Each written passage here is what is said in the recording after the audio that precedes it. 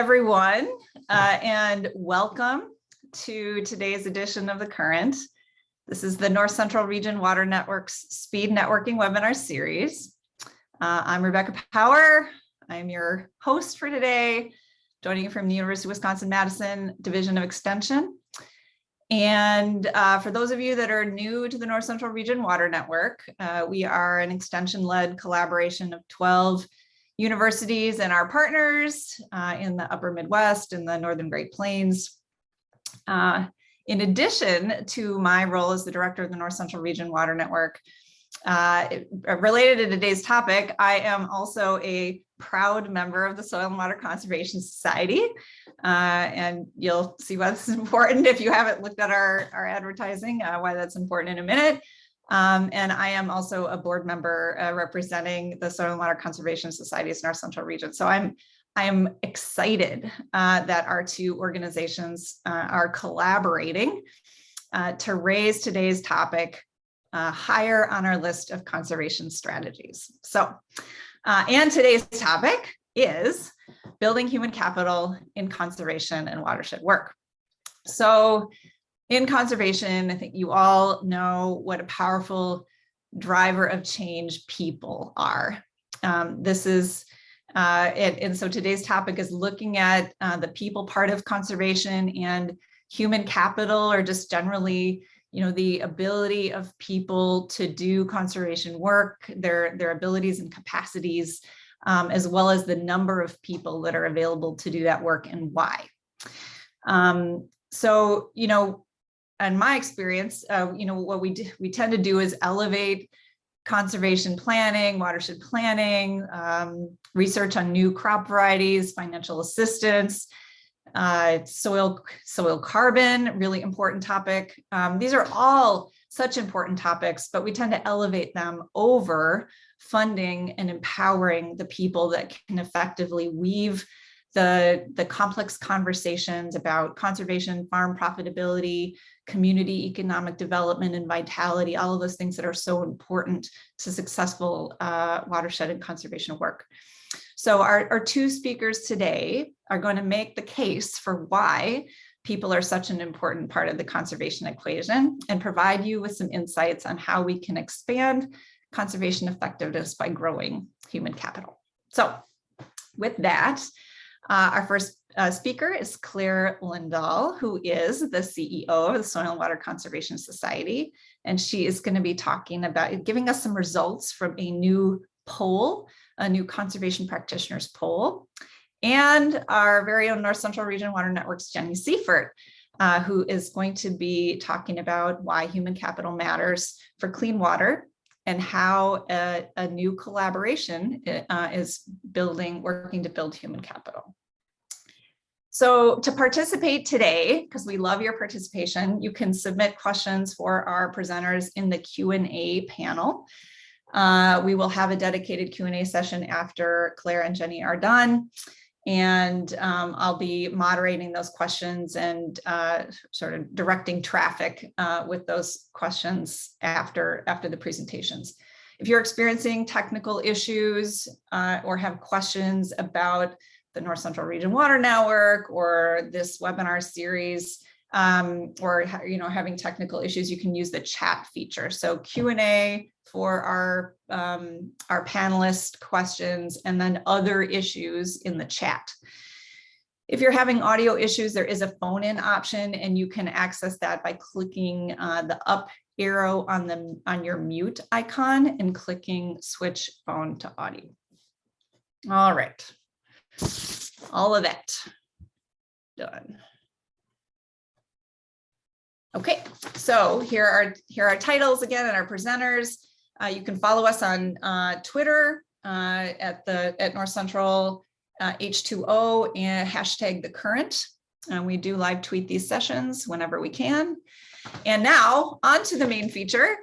Our Claire Lindahl, our first speaker, and I won't read all of this, but you can see that she became the CEO of the Soil and Water Conservation Society in August of 2017, served in a number of different conservation roles.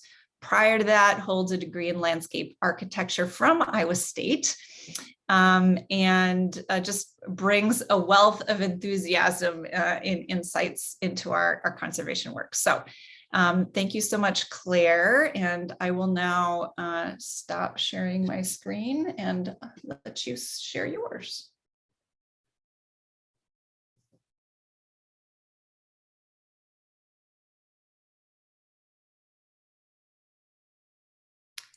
Well, thank you for that wonderful introduction, Rebecca. And I'm just going to take a look at my time.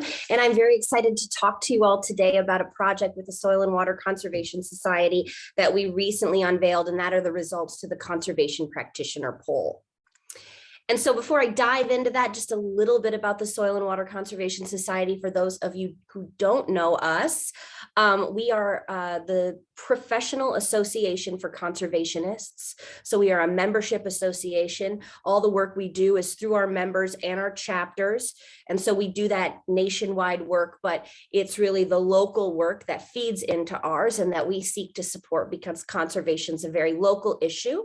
We are an interdisciplinary organization because, as we all know on this call, it takes so many different professions to get all of this work done. And I encourage you, of course, to join. This is one of only 2 membership pitches I will make. So one is done, and we can move on. And we are headquartered in Ankeny, Iowa, right in the middle of the nation. And as I said, work nationally and internationally. And the support and offerings for our membership, we have conferences, we have trainings, we have a scientific journal. That journal has a piece in it also that shares perspectives and non-peer-reviewed research as well. And we are communicating that science and practice, connecting that science and practice in this world. And we do grants, advocacy, focused on engaging diverse audiences, the next generation, and doing, again, all of this through all of you who are doing this work on the ground and in the field. And today, what I want to talk to you about is this poll that we recently did with support from the Walton Foundation. And it's, so who is the conservation practitioner? The conservation practitioner that we focused on for surveying through this work was the field staff of conservation agencies and organizations who work directly with farmers and landowners to address soil and water conservation issues. So these are the people in the field. They're in the USDA offices. They come from interdisciplinary agencies and organizations. They are the ones implementing the conservation programs. They understand the policy programs, the strengths, the weaknesses better than anyone else. And even through recent research, we found that it is the interaction with them, the people, the human capital, that is the most consistent predictor of whether a producer or a landowner is going to adopt conservation. And despite all of this value, their voice goes unheard. And so until now, with the results of this poll. So this crack team you see here in the corner, myself, who I did work in USDA's field office for 3 years, Catherine DeLong, who is on my staff, but is now with Extension, and then Jay Arbuckle and Chris Morris. I'm sure everyone knows them. They're famous, and Chris worked for 15 years with NRCS, but they are both at Iowa State, put together this project and this poll. And what's unique about this process is this was a poll developed by conservation practitioners for conservation practitioners. We held focus groups around the region, and we spoke through with those people, identified issues, identified successes, and it's completely anonymous, and it was research-based. All of the, for anyone who's done a research-based poll, there was a lot of Excel sheet work on the couch at night in front of Netflix, in addition to all the other work around it. But that gave us this 24% response rate, implemented it in May through June, and gave us enough of a response that we thought, we could really put these results together in a meaningful poll for all of us who are working in the field and working to reach conservation practitioners and improve their access to resources and information. And we focused on this upper Mississippi River Basin. And again, we were targeting those people in the USDA offices, not just NRCS, but state, district, watershed groups, wildlife groups, who are working with those programs day in and day out. And so I want to pull forward, I'm going to present on just a couple of the key findings that are surely going to drive you all to download the riveting poll results and read them all. So I don't want to spoil it for you.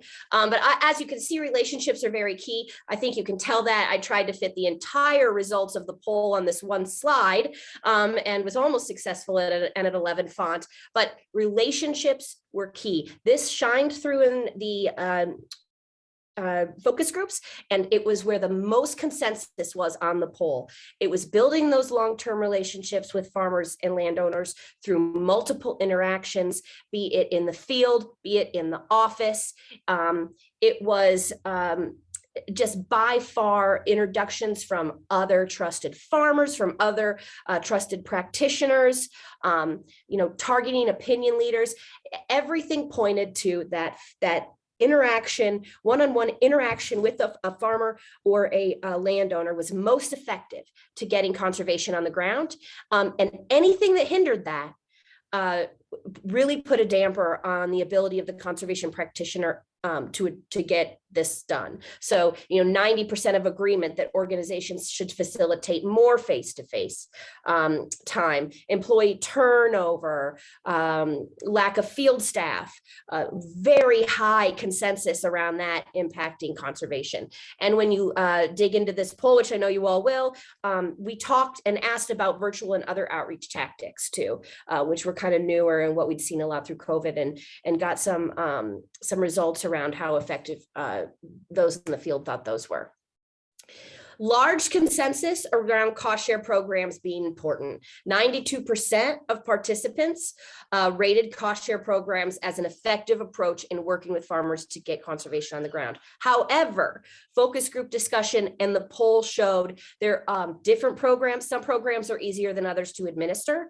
And you can look at this chart, look at state level conservation programs coming in number 1 on easiest to administer. And then, down from there, conservation and technical assistance, that's the people, CRP, equip, and then a very sharp drop off with the conservation stewardship program coming in, not very easy to administer. And then what we did, we knew there were going to be some programs that were easier to administer than others. And we put together through these focus groups, these lists of, what are the challenges and what are some of the possible solutions. And that is in this report too. And it's very fascinating to see, what they think would help and what they think wouldn't. And that those barriers to those more difficult programs, they don't just hinder the conservation practitioners' engagement, they hinder the farmer engagement as well. We asked about carbon capture and ecosystem service payment programs. These are something that are, these new environmental finance methods, and we wanted to get a sense of what the familiarity was. And you can kind of see people they largely think that they can be effective, but there is still a lot unknown about them. And you can tell in that bottom, there is a very strong interest in getting more knowledge on those programs. And then this was incredibly fascinating to me. And I think it's a message that we all need to think about a little. And this is, again, we're in the Mississippi River Upper Basin here, but climate change and smart ag. 81% know or don't know if discussion of climate change helps engage farmers or landowners in conservation. 81% know or don't know if climate change help gets conservation on the ground. Climate smart ag, something that we're using a lot in, in the national level. Are you comfortable offering technical assistance around climate smart ag? 63% know or don't know, and then 87% yes or don't know, want some training on that. And so I think that's just important as we're messaging out in the field, and we're essentially selling this voluntary conservation, that we're acknowledging how that messaging can be effective, how to message, how to be effective. When I present this to national audiences, there's interest in replicating this poll in other regions where maybe there's drought or wildfire, and seeing if there's differences. But in our region, this was the consensus of those serving farmers. And we have some quotes in here from conservation practitioners.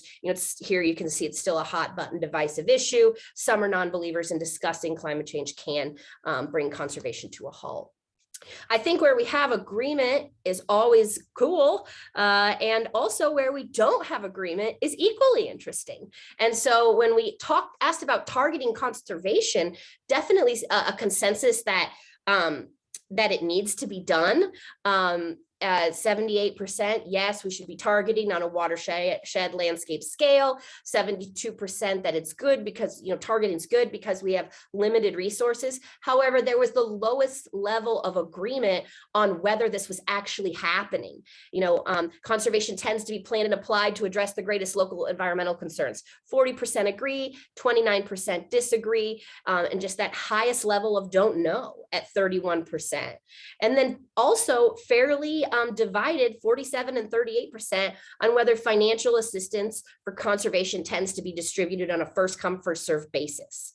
And so, where we have consensus is important, and where we have non-consensus is important as well to dig deeper in that and to really understand what's happening out there.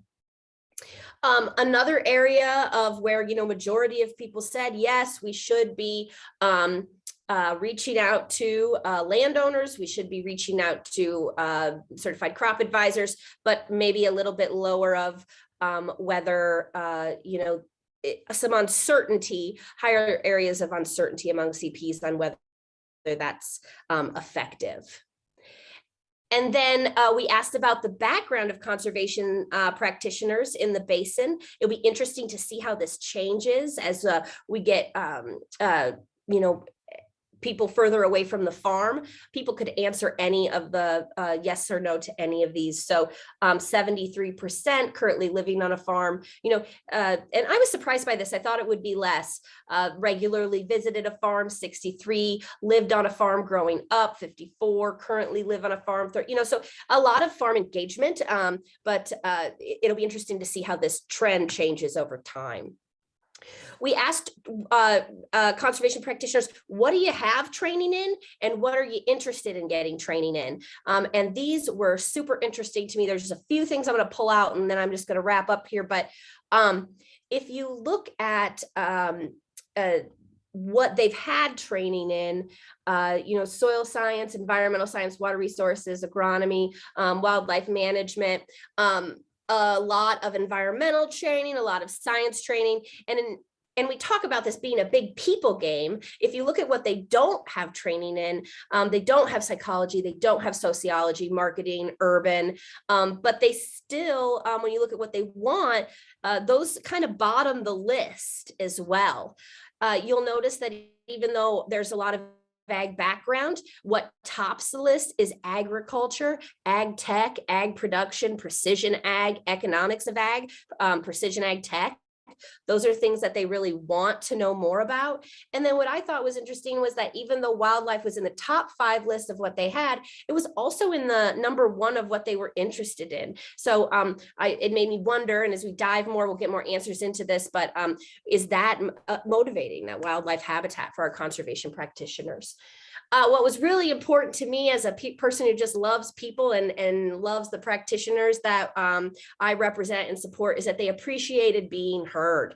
They really thought that, we did this for CPs by CPs, and some of the comments that we got back that, it was good knowledge. They appreciated the topics that were presented, and that not only did it shine through that face-to-face approach was most effective for getting conservation on the ground, it was also the part of the job that was most enjoyable to them. It was part of what they enjoyed doing it. And you see it through some of these quotes. It's that one-on-one with the farmers, I'd say. It's those small conservation conversations that lead to them adopting, and then their neighbor, and then their son or daughter, and that they feel, conservation practitioners feel they're most effective when they're having those face-to-face contact.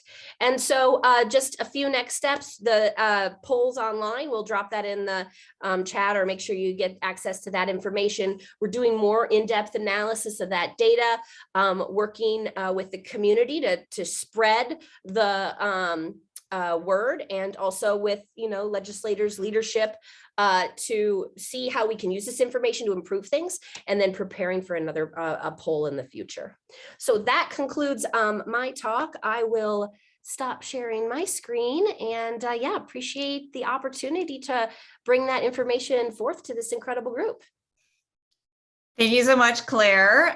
Again, just a reminder, if folks have questions for Claire or on the Conservation Practitioner poll, please submit those in the Q&A, and folks can upvote those questions for questions that you're particularly interested in hearing the answer to. And now we will get on to our next presenter. So I'm gonna see if I can share my screen again, but I had to close out. Let's see. Try this here.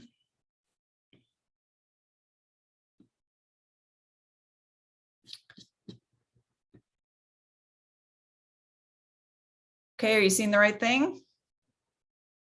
Great. All right.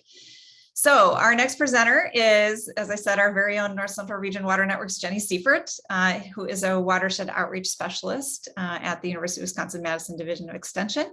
She has a master's degree in life science communication and a diversity of experience in working with universities and other organizations to do science communication and strategic engagement. So thank you, Jenny, and I will now stop sharing my screen so you can share yours.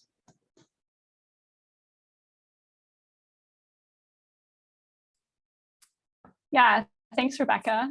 And thanks, Claire, for teeing up what I'm about to say pretty well.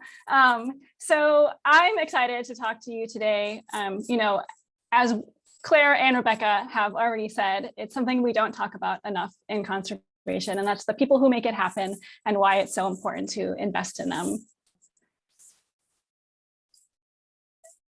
Sorry. So my guess is we all know that we have this little wicked problem with water quality that, you know, despite decades of research and sort of innovation, we're still falling short of our goals. And, you know, I think we all probably also know that we need to be taking leaps to reach our goals. You know, this graph is just showing one example. You know, full disclosure, I'm not a scientist. Reading graphs is not my forte, but the gist of this is that it's showing sort of progress towards the Hypoxic Task Force goals to reduce the Gulf of Mexico's hypoxic zone. And that dead zone, or the hypoxic zone, matters, as we probably all know, because it's a signal for the amount of nutrient loss in the Mississippi River Basin. And so the task force is measuring progress based on a 5-year moving average of the size of that dead zone. And over the past 5 years, that average size has been 2.8 times higher than their target, which they hope to reach, and they hope to reach that target by 2035. So in a nutshell, you know, we're only running in place, and climate change is only going to make that harder. And so, you know, when it comes to the problem and the solution, we're not going to talk about excessive nutrients, even though that is part of that problem and solution, or maybe mostly the problem. But I'm going to talk about people. You know, the wicked problem starts and ends with people. It's with the relationships that we build, the decisions that we make, the capacities and the constraints that we have. So basically, change happens because people make it happen. And so, you know, this is really the sort of central argument that, you know, as we're all talking about today. You know, we have the science, we have the technology, we have the solutions to solve this problem, but we don't have the people power. And I think what Claire just presented is sort of a good sort of showcase of that. And so we are not investing enough in the people to put those solutions on the ground. And so when we look at what we need to move the needle on clean water, this is sort of how I see it, and how I would, you know, Claire and Rebecca probably see it, and others, is that people are really at the foundation. You know, we need people to interpret and apply the policies on the ground, particularly since, you know, action on non-point source pollution is predominantly voluntary. We need people to promote and improve the financial mechanisms that can support farmers, and we need people to help farmers adopt technologies and practices that will improve water in their operations. Again, change happens because the people make it happen. And so, as you probably caught wind of already, human capital is that people power. You know, what it means is that, you know, the people who are skilled and trained and able to be effective in their roles. And the quote you see here comes from a report called Successful Watershed Management in the Midwest, Getting to Scale. And that report, identified 4 critical elements for getting to scale with watershed management, and human capital was one of those 4 critical elements. So who's the who of human capital? It's basically anyone who's actively involved in watershed management or whose actions influence the outcomes. So that includes conservation and watershed professionals. So that's both sort of on the ground people and the people who support those people, I would say. That includes farmers, that includes landowners, that includes civic leaders and engaged community leaders. And what is it that these people need to be successful? So my peers at Extension have done quite a bit of research into what it takes for watershed professionals to be successful. And they've identified what they've called core competencies. And this is specifically geared towards watershed professionals, so people who are paid to do this work. But we can clump these core competencies into some basic categories and that you see here. So there's technical skills, policy knowledge, management skills, and leadership skills.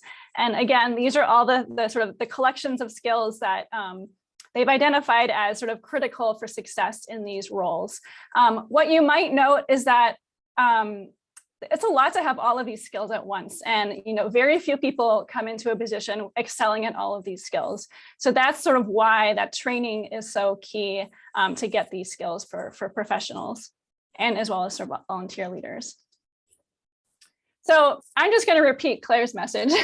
And that in-person work with farmers and landowners, that's so key to relationship building and trust building, and in sort of why investing in people and human capital matters, that they have those skills to do that work effectively.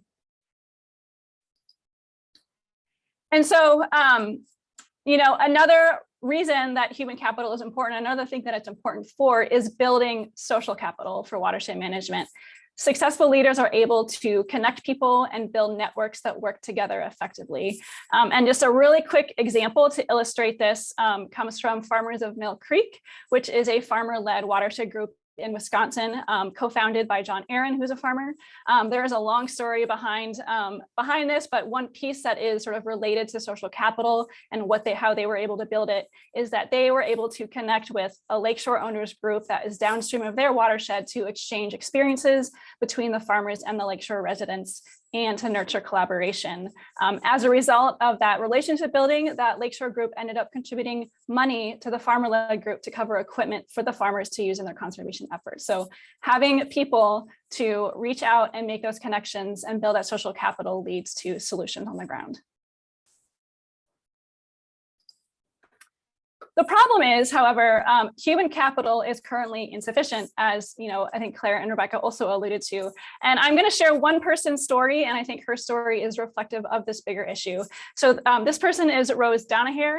Maybe she's on this call, I don't know. But she is a watershed coordinator in Iowa. She currently coordinates the Middle Cedar Watershed Project. When she started that project, she was the 5th coordinator within the first 6 years of that project. On her previous project, which was with Price Creek, which is the photo you see here, she was the 3rd coordinator within 4 years of the project. So that just sort of exemplifies the high turnover rate. She says that lack of benefits and secure funding continue to be a driver of that high turnover. And it was actually a reason that she left her first position with Price Creek. And she also talks about there being a need for a stronger community practice among watershed professionals. And so just to return to a picture that I've shown a couple times already, these folks here were really the cream of the crop watershed coordinators receiving the Iowa Agriculture Water Alliance Watershed Awards in 2018. None of these people are in their positions anymore. They have all moved on because of a lack of job security. And this was just taken a couple of years ago. So job security is one of the things that undermines human capital for conservation and watershed management. And the bullet points you see here are findings from another survey of one of our partners, St. County Foundation, and their program Leadership in Midwestern Watersheds. But last year they did the Watershed Leader Survey, and it highlighted some elements that are critical sort of to this argument that we're making here, is that, funding stability and consistency is highly ranked factor for staying in a position. So on the flip side, funding instability is a reason people leave their positions. Professionals with fewer than 2 years, so those are, early career professionals in their roles, are less satisfied with their job benefits. Professionals with 3 to 10 years are less satisfied with their job security. And really one of the bottom lines of that survey was that long-term investment in people is necessary. And I'll also note that human capital is also insufficient among farmers, not just the people who are paid to do this work. So most of the times, actually, farmers who are involved in watershed and conservation, especially in a leadership role, are volunteers. And so some of the challenges that they experience are very similar to any challenges of volunteer group experiences, such as leadership fatigue and burnout among leaders, especially among farmers who are asked to do a lot of things. And then also there's some struggle to recruit new members to their groups. And so what are some of the causes of this insufficiency? We talked a little bit already about job insecurity. There are also gaps in coverage of watershed training and peer learning for both watershed professionals and farmers. On the professional side of things, there are land-grant universities in the Midwest. A few of them have watershed training programs, which is great. But then there are a number of states that don't have watershed training programs, which means there are lots of places where there's lack of access to training for watershed professionals and also for farmer leaders. Both watershed professionals and farmer leaders can often feel isolated in their work, just the sort of the geographic constraints of what they do. It makes it hard for them to connect with each other. There is, among watershed trainers and educators, like I said, there are existing watershed academies, but we can only all do so much. And so there's limited capacity to innovate existing trainings to sort of meet the needs of watershed professionals and farmers. Also, as sort of already noted, these jobs are demanding with lots of expectations and poor compensation. And I think a bottom line is really there is insufficient political will to invest in human capital. So I've talked enough about the problem, and let's talk about a solution. And one solution that Rebecca and Claire and I are involved in is called the Confluence for Watershed Leaders. And this is an emerging initiative that right now I would say is mostly a vision and a collective of people who've been working together and talking together over the past couple of years to try to realize that vision. Internally, we kind of joke that we're building this plane as we're flying it. So, but in the spirit of the power of positive thinking, the more we talk about this vision, the more likely it's going to come true. So I'm just going to share with you that vision. And so at a nutshell level, the Confluence for Watershed Leaders is a multi-partner, multi-state collaborative for professional development, peer learning and networking among watershed leaders. And who we mean by that is sort of the people that I talked about earlier: watershed professionals, conservation professionals, farmer leaders, et cetera. So our vision, what is that vision? So the Confluence for Watershed Leaders first is going to be a skills accelerator, and that means it's going to create more access to professional development and resources that equip watershed leaders with key skills that are grounded in the latest science. It will be a resource accelerator. That means it will pool the expertise of the folks involved to develop innovative trainings and learning experiences more efficiently. It will also be a network builder. So we're looking to build a lively community of practice for watershed leaders throughout the Midwest and the Mid-South. A profession builder, and one of the things that we're interested in sort of is more of a scoping thing right now. And Claire can talk a little bit more about it in the Q&A if you want to learn more, because she's sort of spearheading that, but is looking into the potential of developing a professional certification for watershed professionals.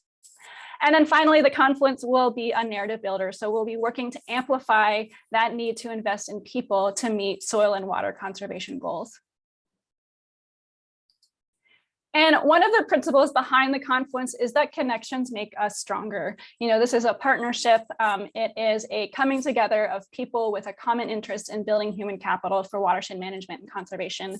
And so this slide just shows sort of who has been around the table in conversation around this vision. There are 4 founding partners. That includes the North Central Region Water Network, Soil and Water Conservation Society, Sand County Foundation, and Fishers and Farmers Partnership. 13 land-grant universities in the region are involved, including those with watershed academies. And there are 5 nonprofits that also include the founding partners that focus on building watershed or conservation leadership. And then 3 federal agencies, NRCS, EPA, and Fish and Wildlife Service have been part of this conversation. And so the long-term impacts that we hope to make, we hope to be as a result of the Confluence, we hope that there will be more watershed leaders who are confident and successful at putting innovation on the ground. We hope that watershed professionals will be receiving better support and compensation and stay longer in their positions. We hope that through it, we will be able to empower more farmers to practice conservation. We hope that watersheds, will have enough people power to really recover and thrive. And then finally, we hope that there will be measurable reductions in nutrient loads and cleaner fresh water. And so if you remember nothing else from anything Claire and Rebecca and I have said today, we hope that you will walk away with this message of we need to invest in people to meet clean water goals. And then just this last slide is just a set of resources that I hope I encourage you to check out, that the Getting to Scale report that I referenced. You can check out the North Central Regional Water Network's watershed leadership programming. We have a blog series about human capital, which shares insights that are intended to sort of help watershed leaders in their work. And then there's a report that talks about training needs for farmer leaders. And I'm sure that we'll share these links out after today. So that is all I have. Excellent. Thank you, Jenny. And thanks to you both. I'm going to hold off on sharing my screen again, I think, just so we can all see each other and get into the Q&A here. And again, for folks, if you do have questions for our presenters, go ahead and put them in the Q&A panel. That will help me be able to moderate and also help other people see your question and be able to vote them up. So just an additional incentive there. Okay, so I'm Eric Olson's question along with, I think, Kyle's addition got a good number of votes up. So we'll start there. Conservation practitioners responded that they had little training or background in psychology or rural sociology and little interest in future training on in-person communications, promoting behavior change, or trust building. You could argue that those are in the social realm. So, what did the focus groups have to say about this result, or did you get any additional insights from the focus groups? And Kyle's addition, did this discrepancy, do you think, reflect a need to recruit people outside of the usual soil science, hydrology, agronomy background? Sure, great follow-up questions. Our focus groups were first. We did not hold focus groups after the survey, but good idea. I wrote that down. And I think it'd be good to revisit that. I think when we looked at maybe some things I could see this being related to is perhaps they having a knowledge of, it seems like what they have a lot of is the conservation piece, the soils, their wildlife habitat. They're getting a lot of that training. They have a good grasp of that.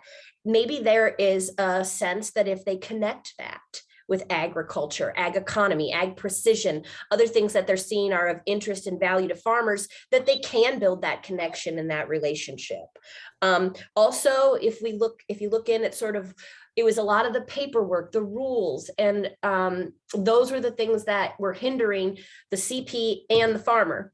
When we looked at solutions to that, training, being known about things before they come on, a lot of that was based on a lot of the interest around that sort of training as well. So it could be also that they are focusing on what they need to get the job done. And they're not, as we can tell, spending time out in the field with farmers where they want to be. So they're maybe grabbing on, like, these are the things, not necessarily that I want, but that I need to do the work that's being asked of me right now, which is not necessarily to go out in the field with farmers. Yes, I do think there is a value to, wouldn't it be great if we could have more than one person working in a watershed? And we need that science and we need that art, just like SWCS has said for 75 years. And so, yeah, if I were to have my watershed staffed, I'd want that science and I'd want that communicator. And so those don't always align in the same individual. They don't always not, but I do think there'd be a great value in bringing other professions into this. I worked as a watershed coordinator. I have a landscape architecture degree, and it gave me a different perspective. And I think it made me effective in ways in the field office to fill gaps for others. Excellent. Thank you, Claire. And we'll go to Landon's question next, or it's a question and a comment. So they have a producer-led group in their county, Landon does.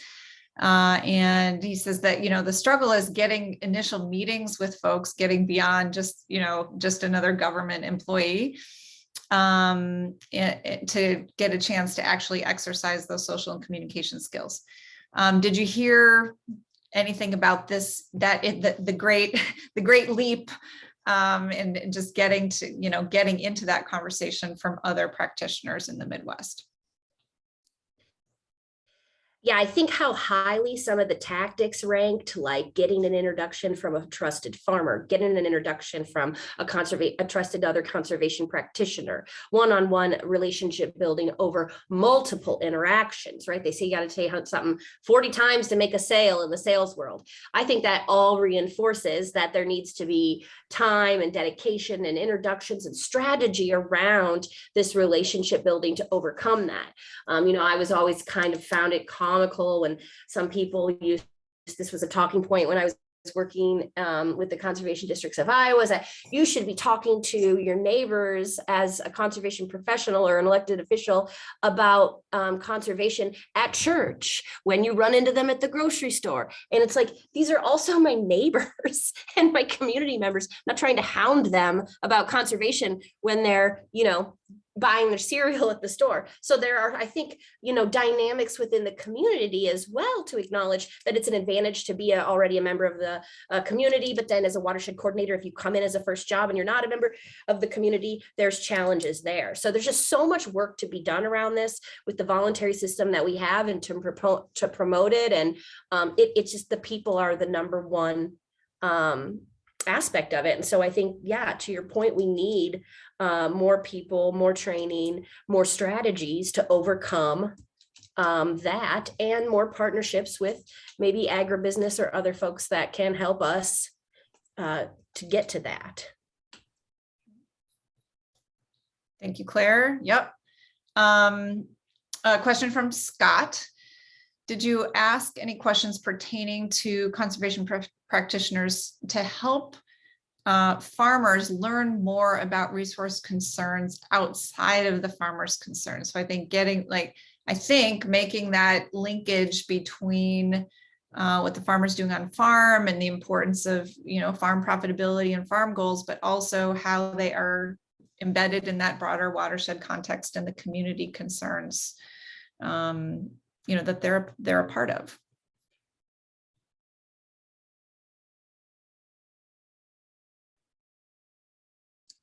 So I think it was hard because we're not, it'd be interesting to see how those things carry weight with the farmer. I mean, when we looked at climate change, which is a big resource concern throughout the nation, it didn't seem like that was a big motivator. And there was definitely a belief that, watershed work and work should be targeted. I don't think we asked specifically if there was a link to those motivators.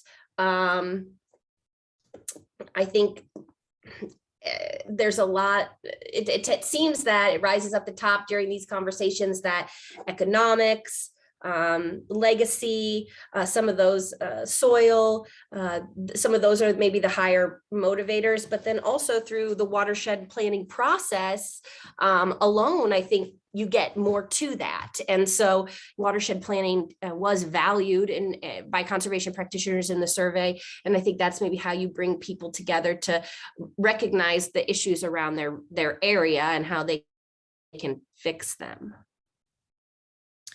Yeah, and just a quick thought about that. So there's been a lot of research on the different factors that motivate farmers, right? And some farmers are motivated, by that community, those community issues or different community issues. We're all different. We're all different. All farmers are different. And it just, like what Claire was saying, I think it depends. It depends on the context and the person as to whether those types of factors are going to be motivating. And what I just say generally is that it's important to help conservation practitioners, and I think they were alluding to that in some of the questions in the poll, understand the diversity of factors that motivate people, and how to take advantage of those, or really to consider communication that relates to those different motivations, just like we would, do with our colleagues. And we're all people, and we're all motivated by different things. So teaching people those different factors and those different tools to address a diversity of issues. So thank you for that question. And Bob asks if according to the poll or other things that we've heard, do you think age is a big aspect in keeping employees? And we have a comment there that some people have observed that this is a factor, but that compensation, there's other, just like we were just talking about, for keeping conservation practitioners on board, there are many different motivating factors, and sometimes compensation can be that, or age. So anyway, getting out of my moderator role. Claire, Jenny, you want to respond to that? Yeah, I'm not sure. Jenny, is Jenny frozen on your end or no? Oh, okay, just for me. Jenny, do you want to start with that one? I don't know. Claire, you might be better to speak to this one. Yeah. Okay. I love to talk, and so sometimes I find myself hogging the covers, the screen, whatever there is to hog. Only child syndrome. Yes, age is definitely a factor. I think I was 20 something when I was a watershed coordinator. It was a 3-year job. And it was not a conventional, job where I was getting a lot of direction. It was very independent. Now, I loved that, but that's not, everybody's forte. So I think that these grants are funded, usually 3 years is a maximum.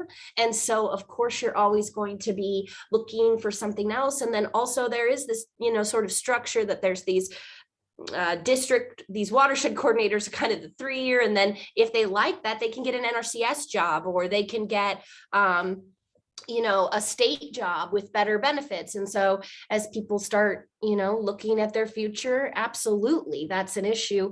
And also having support that those sort of agencies and things can allow for.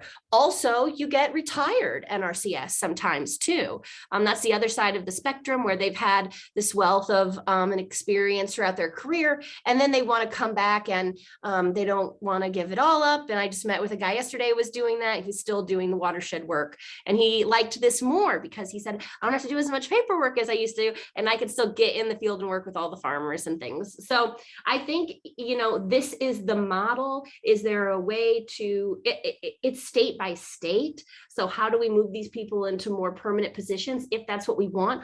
Or how do, in the meantime, we embrace the fluidity of these positions and make, some sort of programming or training structures around this being sort of a first-time entry position? Mm-hmm.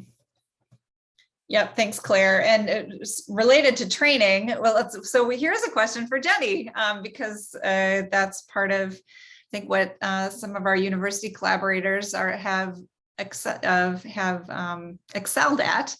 And folks are asking for a list of our university partners. And I know, Jack, thank you for putting in the chat the Nebraska Water Leaders Academy.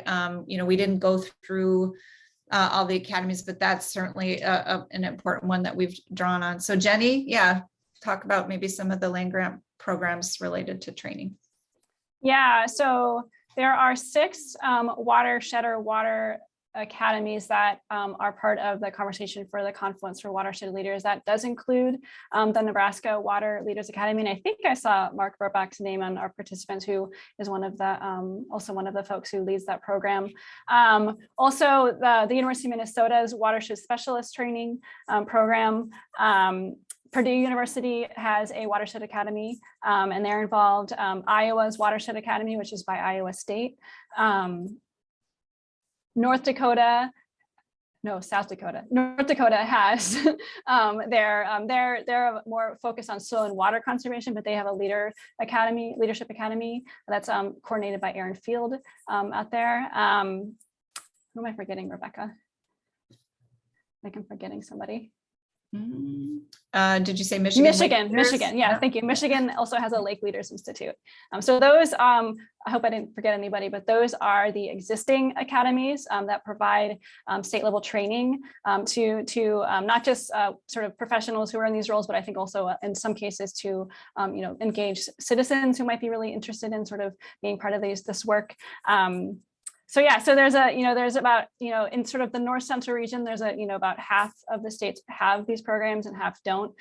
In terms of other land-grant universities who are also part of this conversation, we do have a few of our colleagues from the Mid-South region. So Kentucky and Arkansas and Mississippi, I think, are the main ones, but they're also interested in this work. Excellent. Great. Thank you.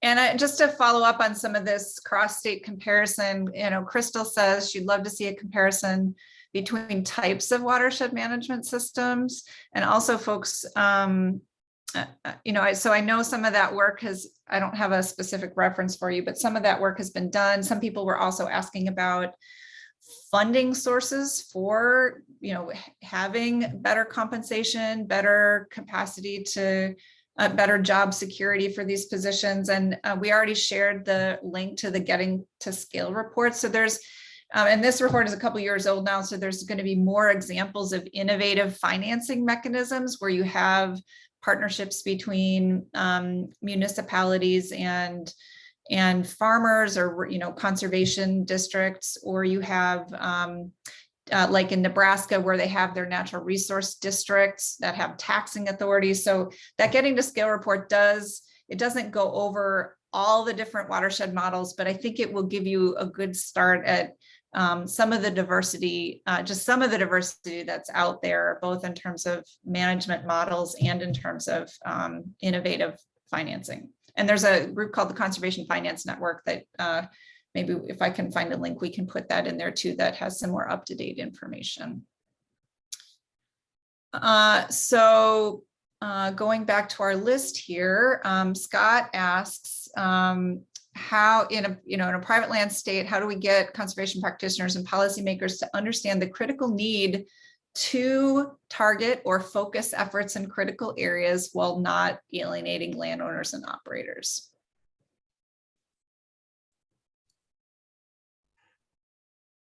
Should we paper, scissors, rock for that one? No, I think that's a great question. I wish I had the silver bullet answer for that so that we could all move on. But I think, it's looking at, I guess, what sort of tactics are working maybe.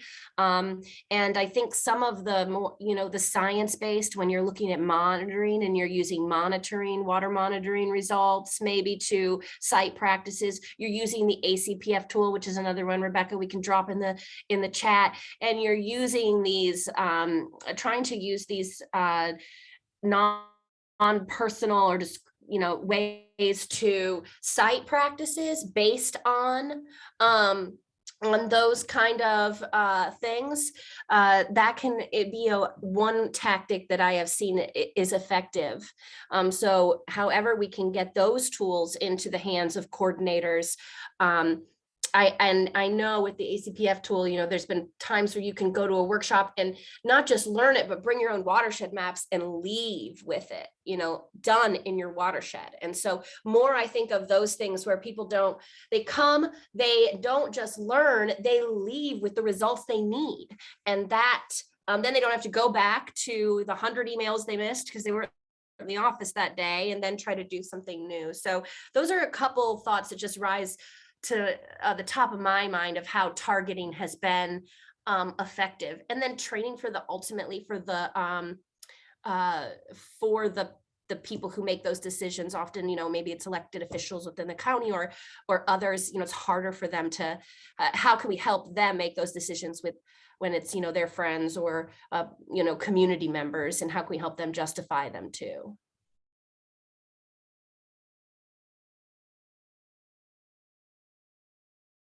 Thank you, Claire.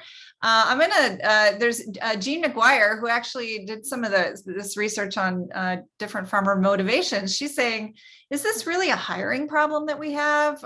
In other words, are those doing the hiring of coordinators valuing the human capital aspects of the position? So I'm gonna toss that over to Jenny first, maybe like, is this just about hiring? And then, Claire can chime in if she has things to add. Yeah, I mean, I think that's a good question. I can't say I don't know. I mean, I don't know. Maybe. I think there's still a lot we need to learn about, where are the barriers and the challenges to building human capital. And so I think that's, certainly a hypothesis to test out. I don't know, Claire, what do you think? Yeah, I think anything that can support the hiring agents who have to do that work, if it is a district, if it is an extension, how can we help them not just, become good at managing those folks, or good at implementing, or good at introducing them to agriculture and farmers and making the connections, but how do we help them hire good people? How do we help them do those human resources things that a board of farmers is not trained to do? Why would they be? That's a human resource thing.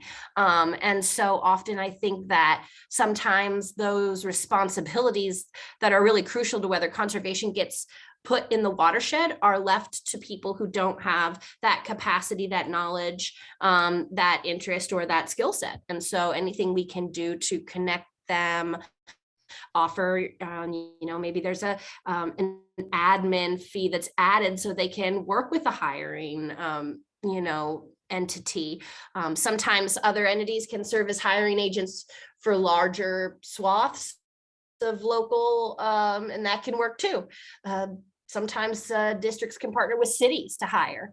There, I think, are ways to ensure that capacity through partnerships, or more training and fees for consulting that out can result in better hires and better.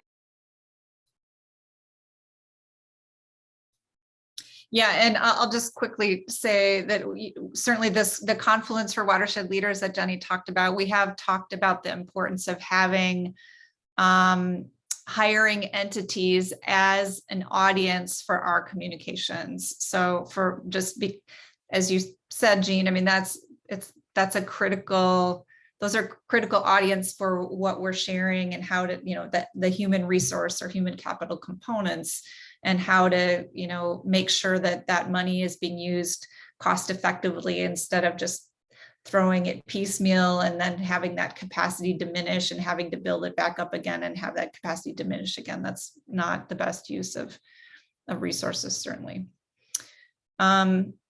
Okay, so there is another compensation questions here, specifically related to, and we just have a couple more minutes left, so we're going to try to get through just a couple more questions here so we can end on time. So are conservation districts too small, to come up with this funding, or what are some other ways of getting funding to have these positions be more sustainable? One of the things that really rose to the top for us with the Conservation Practitioners poll was we had to get all of these lists, right, of people, and they were ever changing. People didn't have the lists, and it was different in every state that we were working in. We were just working in those upper Mississippi River Basin states. In some states, they were behind, watershed coordinators would be hired by the district. Some states had more state employees. And so the model is different. And this is something that we might like to dig into more, is how are these models different? You can see my mom brought me a cup of coffee, smallest cup of coffee I've ever seen in my life. How is it different, and which ones are being more effective when it comes to supporting human capital? So yeah, I think there's a lot to unpack there, and it does tend to be soft money, and that's always just going to be a challenge when you go up against a federal or a state job, which is a lot, or an extension job, which is more stability, I think. And I'll just jump in that I think that thinking about sort of alternative funding models could be a really cool aspect of the Confluence for Watershed Leaders, and sort of, again, is pulling that expertise that's really thinking about these issues and sort of helping to come up with alternatives for funding, I think. Yeah, absolutely. And assessing some of these, 10% admin, 5% admin, state rules, and kind of analyzing, like, is that just because that's been the number for so long, now knowing what we know, is that the appropriate number of programs to dollars of admin? Right, right. And Jenny, we did have a request from Peggy to maybe get some of those contacts.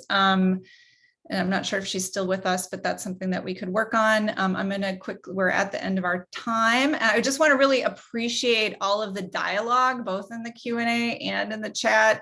There's a lot of expertise out there. That's why we're creating the Confluence for Watershed Leaders, because there's a lot of expertise out there, and we could be sharing more information with one another and tricks of the trade, as it were. So let me see if I can just share this real quick. Okay, are you seeing my right screen? I'm not on presentation mode, but at least you can see Claire's and Jenny's contact information there. Somebody tell me if that's not right, if that's not what you're seeing. So copy those down, and maybe Anne can help get those in the chat so you have the links to their contact information. And then I just want to thank you so much again for participating. You can go to northcentralwater.org to access the recording from this presentation and other episodes of The Current. And coming up on November 17th, our soil health team, the Soil Health Nexus, has their digital cafe asking, can we quantify soil biological activity without a lab? So if you're interested in that, next Wednesday, November 17th at 2 p.m. Central Time. So thank you all so much for your time today. Feel free to follow up with our presenters if you have questions that were not answered. And the links that we gave you in the chat, Bob, your question about funding systems like the Legacy Fund, there's some good information in the Getting to Scale report. So lots of additional information, and happy to follow up with you from additional questions. So thank you again so much, and have a great rest of your day.